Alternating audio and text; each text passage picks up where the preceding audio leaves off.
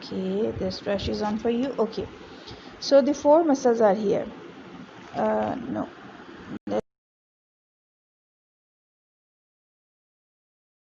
brush on. And now first muscle is the sternohyoid muscle. Sternum, it is coming from the sternum. It is coming from sternum over here. It is coming from sternum and is inserting into the hyoid bone. Okay, this is the sterno, as for sterno, and H for hyoid. Okay, sternohyoid muscle, which is coming from sternum, manubrium sterni, and inserting into the hyoid bone, the body of the hyoid bone. Okay, one muscle. And the second muscle is coming from the sternum and is inserting into the thyroid cartilage. You know, here is the thyroid cartilage, and this muscle is inserting into the thyroid cartilage. Okay, so one is coming from the sternum and inserting into the hyoid bone, one is coming from the sternum and inserting into the thyroid cartilage, and the third one is coming from the thyroid cartilage and inserting into the hyoid bone. Okay, so we have discussed three muscles. One is from sternum to hyoid, one is from sternum to thyroid, and one is from thyroid to hyoid bone. Three muscles: sternohyoid, thyroid, and sternothyroid muscles. Okay, so the fourth muscle, let me clear.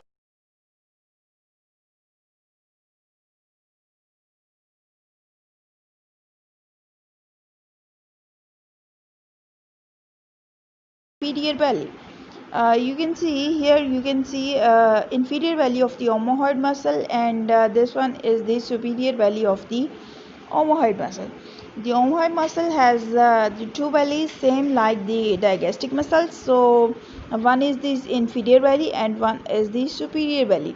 Both are coming, and they are just inserting into the fasciae. Okay, and the clavicle also. Basically, the superior belly is coming from the hyoid bone, the inferior is coming from the scapular upper margin, and the suprascapular ligament too. So we have discussed four muscles. One is coming from sternum to hyoid, other is coming from sternum to thyroid, and the third one is from from thyroid to hyoid bone. And the fourth one has the two bellies. The omohyoid muscle has two bellies. One is inferior belly and one is superior belly. Superior is coming from hyoid bone and inferior is coming from the suprascapular ligament and the superior margin of the scapula.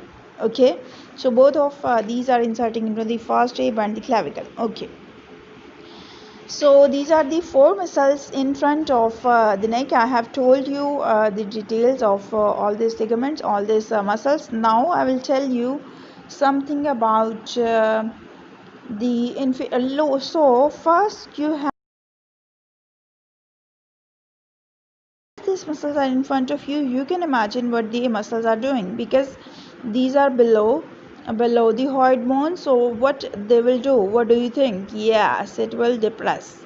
As we were discussing in the suprahyoid muscles, they were elevating the hyoid bone, and now these muscles will depress the hyoid bone.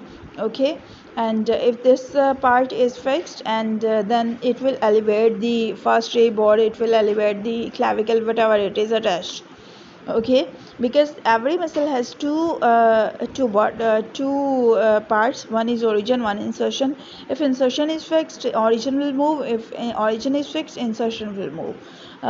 In both cases, the action is different, opposite to each other. You know that, no need to tell you. Okay, so these are the muscles which are in front of the neck. So now I will discuss some muscles which are behind the neck. As we are discussing,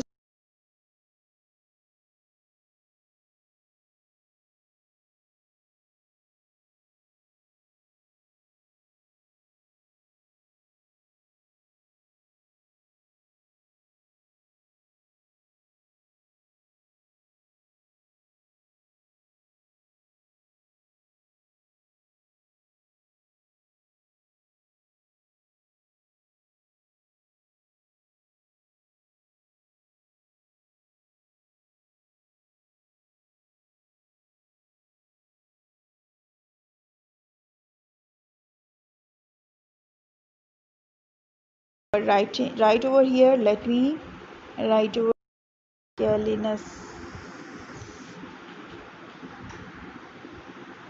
muscle. Okay. Okay. The data so that I can see what is in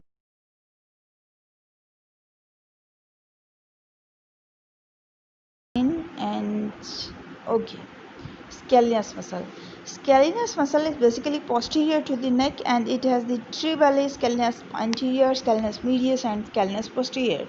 If I couldn't find any picture, I will tell you just like as I'm telling. So scalenus anterior is basically coming from the transfer process of the three C3, C4, C5.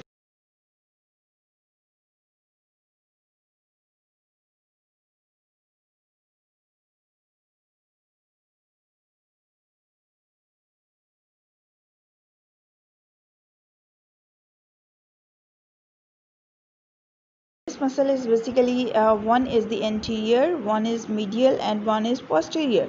Three scalenus muscles are here.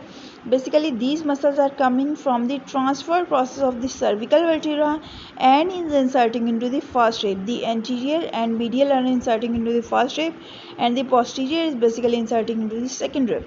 And three of these basically this is just one muscle, but I will call three muscles because their origin and insertion is different. Nerve supply is also you can say same. However, I was discussing about their function. The scalenus anterior is coming from the transfer process of the third, fourth, fifth, and sixth cervical vertebra and inserting into the first rib. So what it will do? When this origin is fixed, then the insertion will move. I mean, it will elevate the first rib. And same about the scalenus medius. Scalenus medius is basically coming from the transfer process of the sixth cervical vertebra, upper sixth cervical vertebra. So what scalenus medius will do when it will insert into the first rib, then what will happen? It will elevate the first rib. Okay.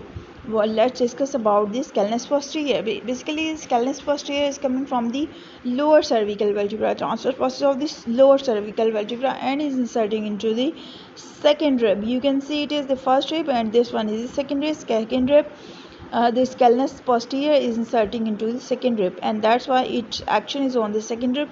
When it will contract, then it will elevate the second rib. Okay, let me tell you about the nerve supply of these muscles. Basically, these are supplied by the anterior rami of the cervical nerves. Okay, it's very easy to imagine because they are coming from the transfer process of the cervical vertebra, so their nerve supply will be same from the anterior rami of the cervical vertebra. I guess I have told you everything, so hopefully you understood, and thank you so much. Let me